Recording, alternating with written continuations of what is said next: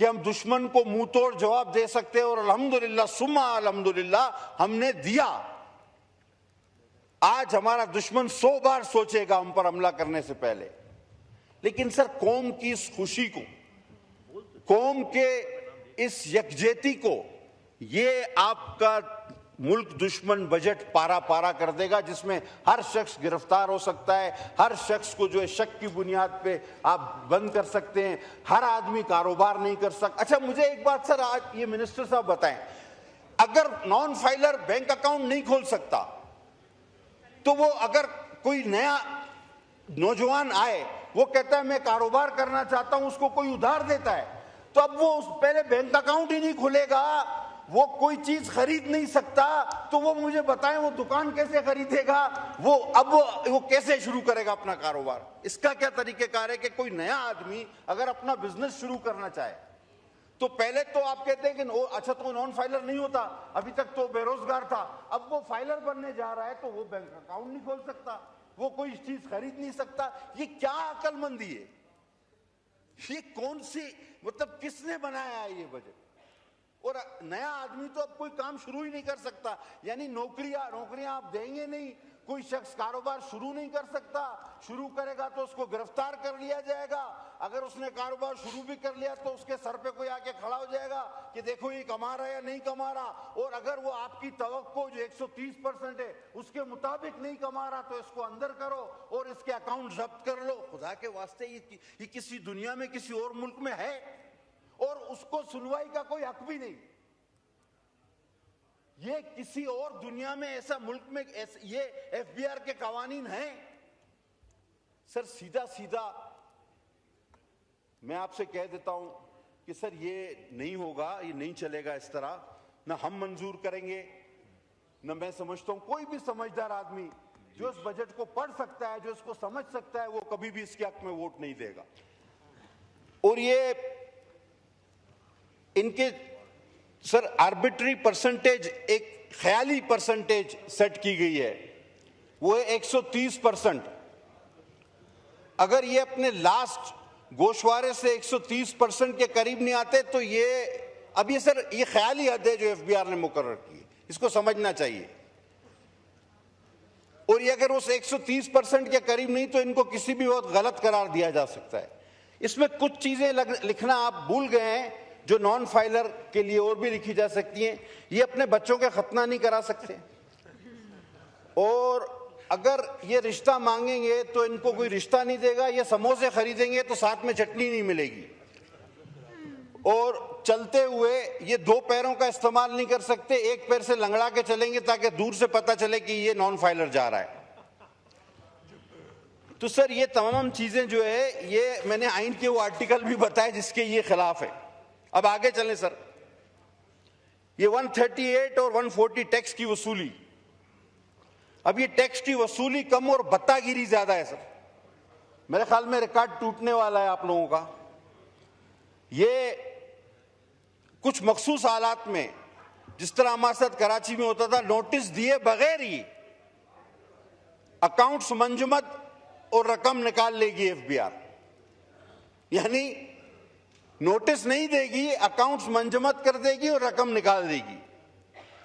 Sir ये 104 आपका article है मुनसिफाना ट्रायल का कॉन्स्टिट्यूशन में, ये उसकी शदीद खिलाफ वर्जी है सर। ये कारोबारी अफराद को टोटल एफबीआर के रहमो करम पर करता है। सर ये एफबीआर को क्या आप कोई जल्लाद बनाने जा रहे हैं? नैब से तो चले ये भी बात हो चुकी, मैं रिपीट नहीं करूंगा। मतलब मुझे समझ में नहीं आ रहा कि ये हुकूमत को किसने मशवरा दिया है। मुझे यकीन है कि इस हुकूमत में इतने काबिल लोग हैं, मेरे बड़े भाई तारड़ साहब की तरह, कि वो ये नहीं कर सकते थे। ये बाबुओं ने कुछ इनको लिख के दिया और उन्होंने पढ़े बगैर ही हमारे सामने इसको रख दिया है। अगर ये इसको पढ़ते तो मैं नहीं समझता कि वो ये बातें यहां लाते।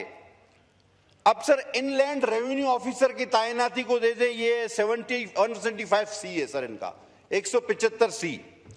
ये कहते हैं किसी भी कारोबारी मकाम पर एक शख्स को एफबीआर जाके खड़ा कर देगा कि देखो ये कारोबार से किस तरह नफा नुकसान हो रहा है, यानी आपके ऑफिस में भी वो आपके सर पे खड़ा हुआ होगा।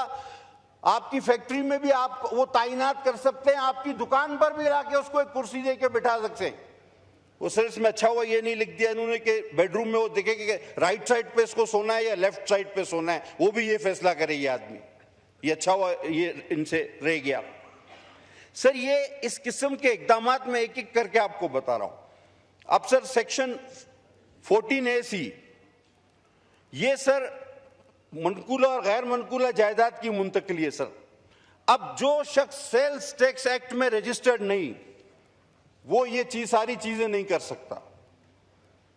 इसमें टैक्स गुजार को सुनने का कोई हक नहीं, और ये टोटल अफसरान के रहमो करम पे होगा।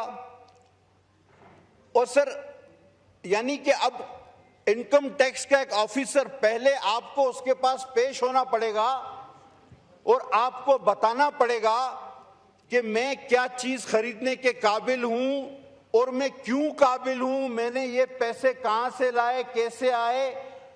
और अब मैं सर खरीद ले तो उसके बाद तो टैक्स वो हमेशा देता ही है, लेकिन अब पहले आपको बताना होगा कि मैं फलां चीज खरीदना चाहता हूं। अब वो उस पर मुनस्सर है, वो कहे कि भाई तुम नहीं खरीदो। यानी हक के कारोबार भी मशरूत कर दिया गया है इनकम टैक्स के ऑफिसरों से कि वो अब आपको बताएंगे कि आप क्या खरीद सकते हैं, क्या बेच सकते हैं, क्यों खरीद रहे हैं, क्या खरीद रहे हैं। अब ये कोई अक्लमंदी वाली चीजें, यानी आपको अपना, यानी एक शरीफ इंसान उसको कायल करेगा एक 17, 18, 19 ग्रेड के अफसर को कि भाई ये मैं चीज बेचने या खरीदने जा रहा हूं, मेहरबानी करके इजाजत दे दो, और वो फैसला करेगा उस शरीफ शहरी का कि हां भाई तुम ये करो या ना करो। उसके दिल में आए तो कहेगा नहीं, सवाल ही पैदा नहीं होता। अब सर ये सेक्शन इनका है 37AA और AA, ये इनलैंड रेवेन्यू, ये शक की बुनियाद पे किसी को भी गिरफ्तार कर सकते हैं कमिश्नर की इजाजत के बगैर। सर ये इख्तियार तो नैब को भी नहीं था, ये इख्तियार FIA को भी नहीं है, ये सिर्फ इजराइल के पास है। ये इख्तियार अल्लाह ने सिर्फ इजराइल को दिया और अब इन्होंने FBR को दे रही है कि बगैर नोटिस के इजराइल अल्लाह ताला के हुक्म पर जब चाहे किसी की जान ले सकता है। ये इजराइल के बाद ये इख्तियार सिर्फ इनकम टैक्स को दिया जा रहा है। बहरहाल, और उसके गिरफ्तारी के बाद तहकीक होगी कि आया ये शख्स गलत था या सही। अब आपको पकड़ के जूते मारते हुए हथकड़ी लगा के रोड से ले जाएं कमीज उतार के, और 2 घंटे या 4 घंटे दूसरे दिन बाद कहें कि नहीं यार ये शरीफ आदमी था, छोड़ दिया। ये कहां की अक्लमंदी है कि गिरफ्तारी के बाद एक शरीफ इंसान के उसको जो है बेगुनाह करार दिया जाए। ये सेक्शन 37A और AA है, ये पढ़ लेते काश। अब सर ऑडिट फर्म्स का मामला, आखिरी बात इस पर करूंगा फिर आगे चलता हूं, वैसे तो बहुत सारी बातें हैं। सर ये ऑडिट ओवरसाइट बोर्ड जो होते हैं, ये स्टॉक एक्सचेंज की ऑडिट ओवरसाइट बोर्ड जो है वो खुद अपनी जो है वो इनकी चार्टर्ड अकाउंटेंट जो इंस्टीट्यूट ऑफ चार्टर्ड अकाउंटेंट वो इनका ऑडिट करती है। सर अब एक ऑडिटर पे भी ऑडिटर बिठा दिया है।